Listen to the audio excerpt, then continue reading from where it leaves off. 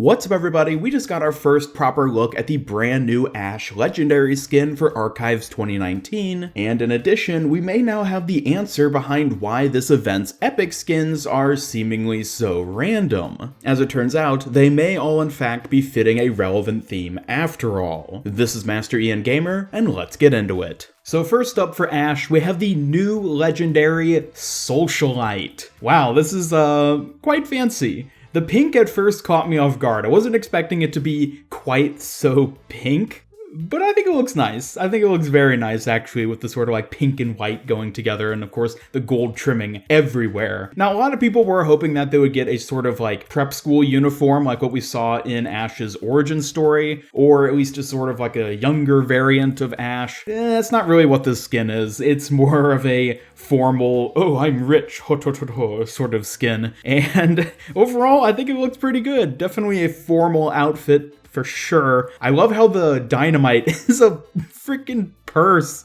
I didn't even notice that the first time I watched this sort of like clip running through, but the dynamite she throws in the highlight intro is just a pink purse. That is pretty funny, I have to admit.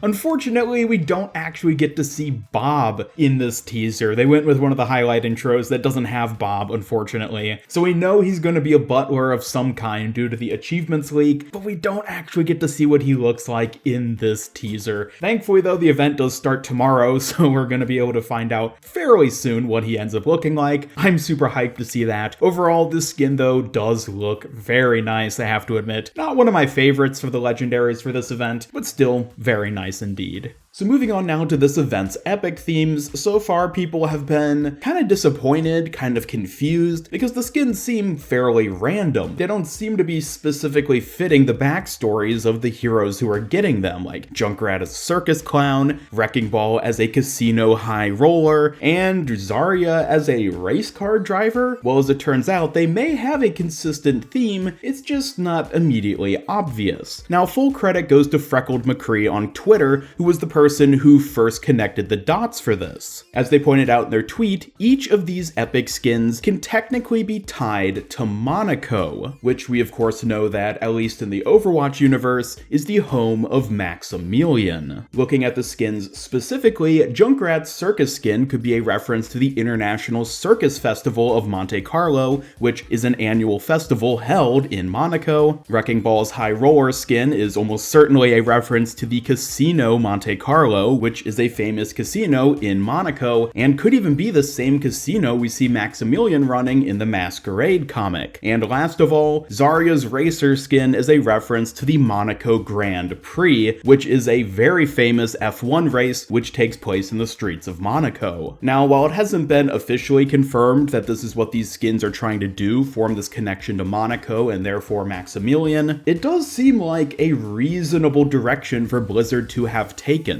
While it might make a bit more sense for the skins to have been tied to Havana, given that that's going to be the setting of this year's mission, we know that Maximilian himself is the main antagonist of this year's story mission, so the connections are definitely strong enough to sort of justify having these skins reference not Maximilian specifically, but rather where he lives. And overall, it's actually a pretty clever and very subtle way to take these sort of seemingly random epic skins, which look nice on their own, but don't necessarily tie into the specific heroes' backstories, but then still find a way to actually sort of tie them into the event. Rather than these skins referencing Junkrat, Wrecking Ball, and Zarya specifically, they're kind of referencing Maximilian. So I have to say, if this is in fact what Blizzard was going for when they were designing these epic skins, I think this is actually a really clever direction for them to take things. While I definitely think they're going to keep putting out legendary skins for Archives, which tie to the specific heroes' backstories, when it comes to epic skins, or maybe even heroes who don't have a whole ton of backstory to really expand on with specific skins, having some sort of general theme like this, which is in some way tied to the event, or at least some of the main characters of the event, is actually a pretty cool way of designing skins. Anyways, thank you all so much for watching. Be sure to let me know your thoughts about the brand new Ashe Legendary skin, as well as this theory about how all the epic skins are connected by leaving a comment down below. below. As always, be sure to leave a like if you enjoyed this video, and share it with a friend if you really liked it. Subscribe, follow me on Twitter, and hit up the bell to never miss any of my future Overwatch content. This is Master Ian Gamer signing off, and until next time, have a great day.